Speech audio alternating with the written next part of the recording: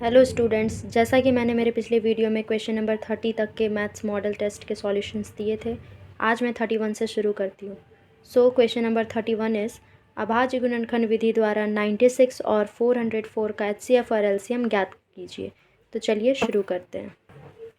सो हमें क्या करना है, इन दोनों की 96 एंड 404 की LCM ले लेनी है। तो चलिए पहले इसको 2 से डिवाइड कर लेते हैं।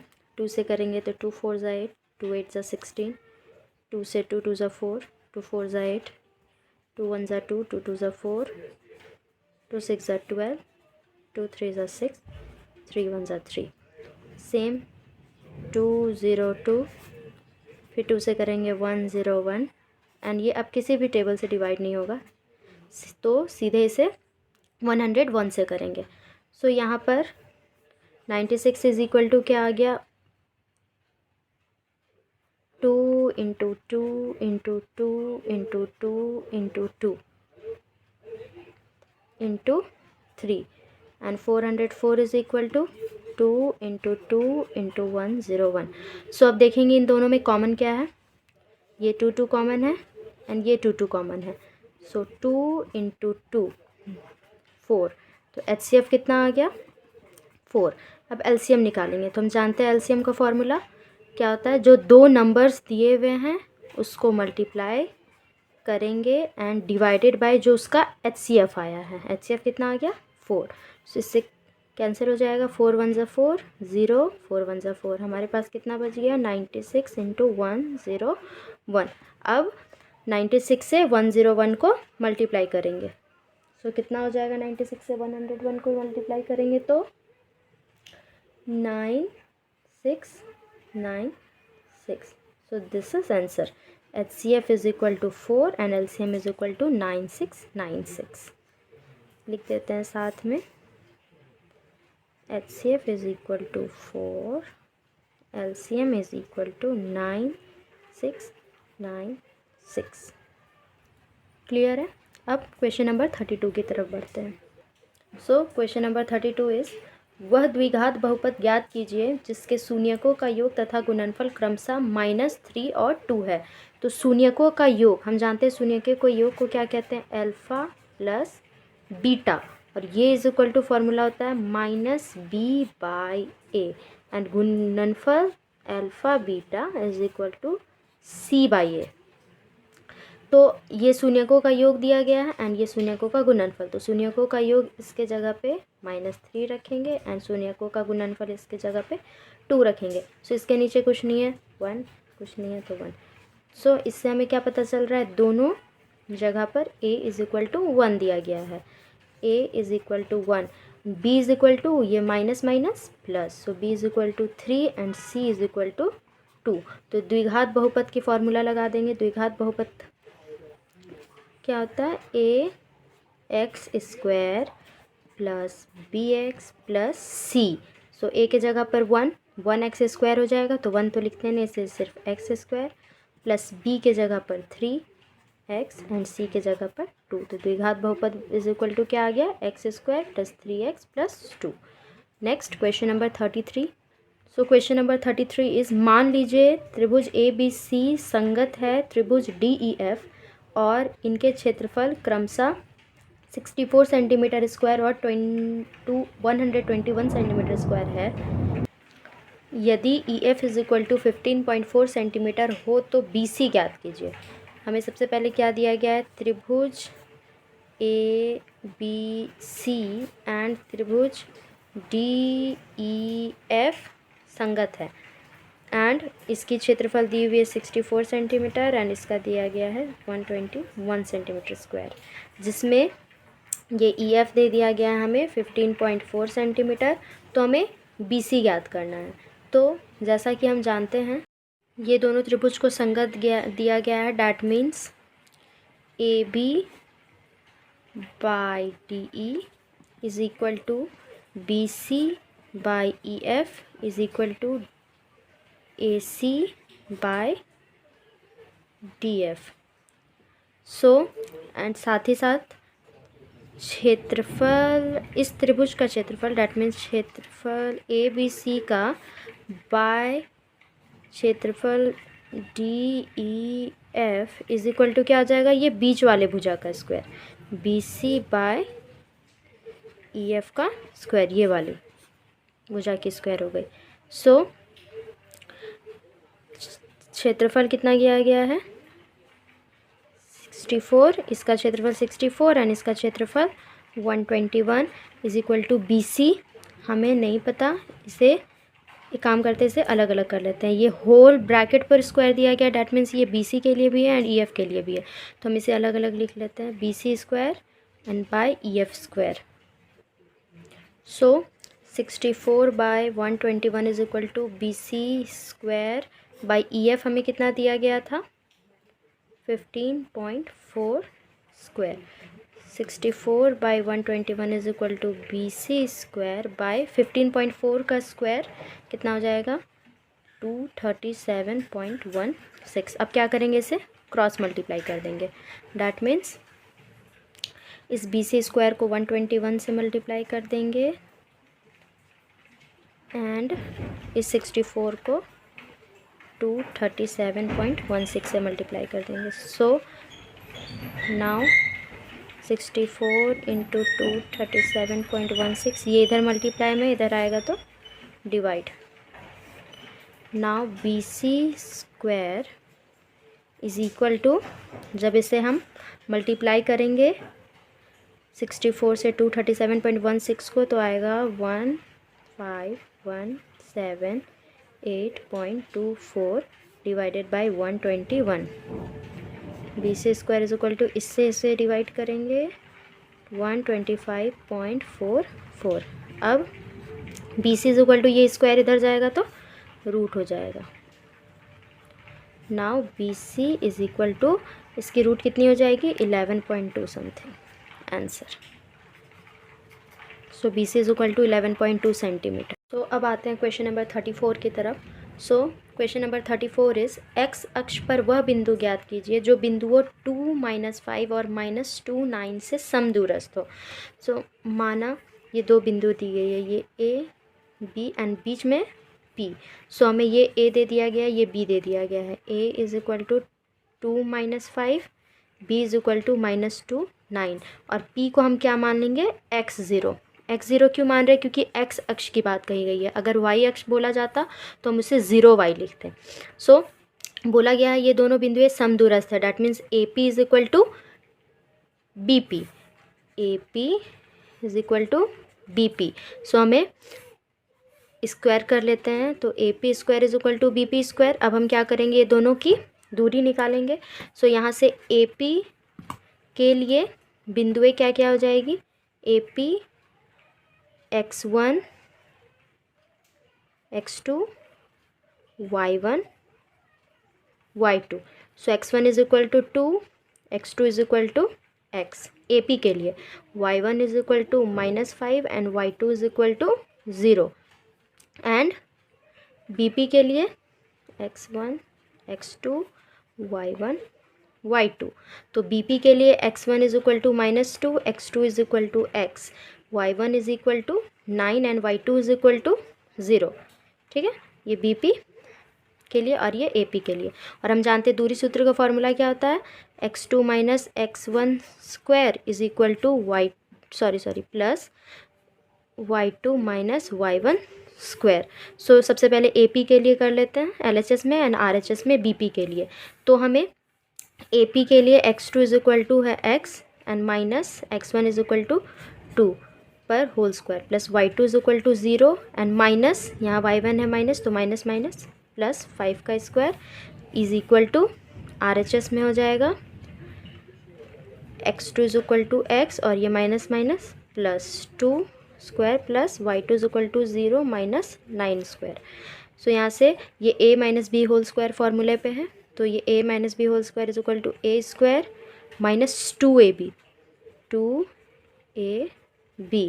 प्लस b स्क्वायर और प्लस 0 + 5 का square is equal to same यहाँ भी x square plus 2 into X into 2 plus 2 की स्क्वायर एंड 0 + -0 -9 -9 की स्क्वायर। सो यहाँ से एक्स स्क्वायर कैंसिल हो जाएगा, यहाँ माइनस 2 टू ज़ा 4x प्लस 2 का स्क्वायर 4 प्लस 5 का स्क्वायर 25 इज इक्वल टू इधर 2 टू ज़ा 4x प्लस 2 की स्क्वायर 4 प्लस 9 की square 81. Now minus 4x plus 24 plus 25 plus 4 29 is equal to 4x plus 81 plus 4 85. यहाँ से माइनस 4x, ये 4x इधर प्लस में इधर आ जाएगा माइनस इज इक्वल टू 85. 29 इधर प्लस में इधर चला गया minus minus minus plus, so minus 8x is equal to 56. Minus 8x is equal to 56. So x is equal to 56 by minus 8 cancel हो जाएगा 7 टाइम्स में, x is equal to minus 7. So हमें x अक्ष पर बोला गया था, तो x अक्ष पर वह बिंदु क्या हो जाएगी -7 एंड 0. क्योंकि हमने p को क्या माना था, x0 माना था, x0. सो x के जगह पर -7 आ चुका है, इसीलिए p इज इक्वल टू -7 0. तो x अक्ष पर वह बिंदु क्या हो जाएगी -7 0. नाउ आगे बढ़ते हैं क्वेश्चन नंबर 35 की तरफ. तो क्या दिया गया 35 में, मान निकालिए 2 tan square 45 plus sine square 45 minus cos square 45. 2 tan square 45 degree plus sine square 45 degree minus cos square 45 degree. So 2 into tan 45 की वैल्यू कितनी होती है, 1 होती है. एट इस पर स्क्वायर है तो स्क्वायर प्लस साइन 45 की डिग्री 1/√2 माइनस कॉस 45 की वैल्यू 1/√2 पर स्क्वायर. सो ये 2 इंटू 1 का स्क्वायर 1 ही हो जाएगा, प्लस यहाँ पे भी 1 का स्क्वायर 1 एंड √2 का स्क्वायर 2 माइनस सेम 1 का स्क्वायर 1 एंड √2 का स्क्वायर 2. यहाँ से क्या हो जाएगा प्लस 1/2 माइनस 1/2 कैंसिल. सो हमारे पास क्या बच गया, 2 into 1 is equal to 2 answer. Now question number 36 is, एक बिंदु ए से वृत्त की स्पर्श रेखा की लंबाई 4 सेंटीमीटर है और ए की केंद्र से दूरी 5 सेंटीमीटर है, तो वृत्त की त्रिज्या ज्ञात कीजिए. तो ये एक त्रिभुज है, वृत्त है. इसमें यहाँ पर कोई एक बिंदु ए दी गई है, इससे स्पर्श रेखा इस तरह से स्पर्श रेखा की लंबाई दी गई है 4 सेंटीमीटर एंड केंद्र की लंबाई दी गई है 5 सेंटीमीटर इस तरह से. सो हमें इसके वृत्त की त्रिज्या निकालनी है. ये समकोण होता है. सो इसका नाम रख देते हैं ए पी बी ओ. तो यहाँ पे लिखेंगे माना वृत्त की स्पर्श रेखा AP तथा BP, AP तथा AB है एंड त्रिज्या इज इक्वल टू PO और OB. सो हम जानते हैं कि एंगल P और एंगल B क्या हो जाएगा, समकोण हो जाएगा, डैट मीन्स 90 डिग्री. अब हम त्रिभुज दोनों में से किसी भी एक त्रिभुज में ले लेते हैं. सो मैं त्रिभुज AOP में लेती हूँ. तो AOP में पाइथागोरस प्रमेय से ये 90 डिग्री है, डैट मीन्स ये आपका आधार हो जाएगा, ये आपका लंब एंड ये कर्ण. पाइथागोरस प्रमेय से h square is equal to p square plus b square. So h हो गया AO square is equal to PAP square plus BOP square. यहाँ से हमें AO दे दिया गया है 5 सेंटीमीटर. सो इसका square is equal to AP दिया गया है 4 सेंटीमीटर, इसका स्क्वायर प्लस OP हमें निकालनी है जो कि त्रिज्या है. 5 का स्क्वायर 25 इज इक्वल टू 4 का स्क्वायर 16 प्लस OP स्क्वायर. यहाँ से OP square is equal to 25 minus 16, OP square is equal to 9. So 9 किसकी स्क्वायर होती है, 3 की. तो OP is equal to 3 centimetre. That means वृत्त की त्रिज्या कितनी हो गई, 3 centimetre. Now question number 37 is, एक वृत्त के चतुर्थांश का क्षेत्रफल ज्ञात कीजिए जिसकी परिधि 22 सेंटीमीटर है। जैसा कि हम जानते हैं वृत्त की परिधि का फॉर्मूला क्या होता है, वृत्त की परिधि इज इक्वल टू 2πr। सो हमें वृत्त की परिधि दे दी गई है 22 is equal to 2 into pi की वैल्यू 22/7 इंटू आर यहाँ से हमें निकालनी है। So R is equal to 22 into ये सारी चीज़ें जब उधर जाएंगी तो 7 ऊपर हो जाएगा एंड 2 इंटू 22 नीचे, 22 कैंसिल हो गया।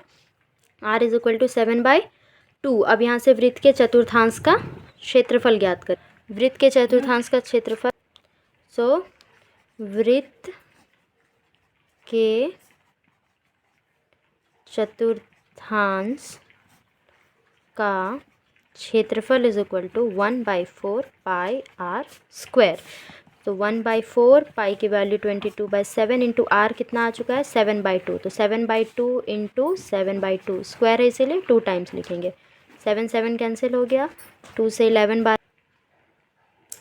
नाउ अब ये किसी से कैंसिल नहीं होगा, सो क्या करेंगे, ऊपर वाले को मल्टीप्लाई कर देंगे। 11 इंटू 7/4 2 ज़ा 8, तो 11 7 ज़ा 77/8। और जब 8 से 77 को डिवाइड करेंगे तो कितना हो जाएगा, 8 9 ज़ा 72 माइनस करेंगे 5, 0 डालेंगे 0.8 6 ज़ा 48 2 0 8 2 ज़ा 16 4 0 8 5 ज़ा 40।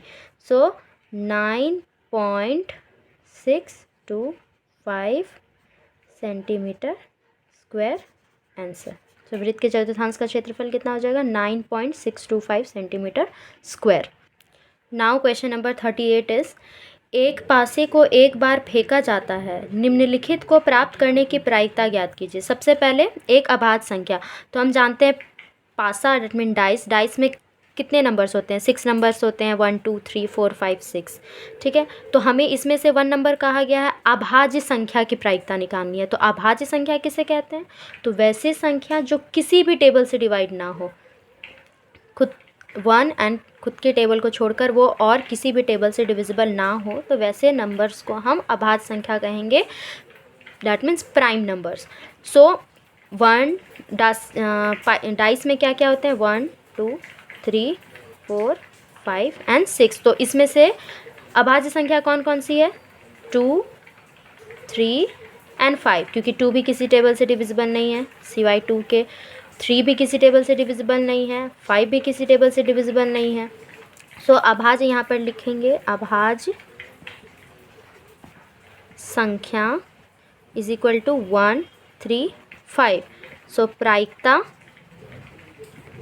इज इक्वल टू, प्रायिकता क्या होती है, अनुकूल बाय कुल। तो अनुकूल कितनी हो जाएगी 1 2 3, 3 अनुकूल हो गई, अनुकूल कितनी होती है 6 होती है, 1/2। तो प्रायिकता कितनी हो जाएगी 1/2। सेम 2 नंबर के लिए, 2 नंबर कहा गया विषम संख्या। तो हम जानते हैं विषम संख्या किसे कहते हैं, वैसे नंबर जो 2 से डिवाइड ना हो, वैसे नंबर्स जो 2 से डिविजिबल ना हो उन्हें हम विषम संख्या कहते हैं। तो ये सारे नंबर्स में कौन कौन से नंबर 2 से डिविजिबल नहीं होंगे, तो 1 3 एंड 5, ये तीनों नंबर्स 2 से डिविजिबल नहीं होंगे। तो यहाँ लिखेंगे विषम संख्या इज इक्वल टू 1 3 5, सॉरी यहाँ पर 2 होगा, 1 3 एंड 5। तो प्रायिकता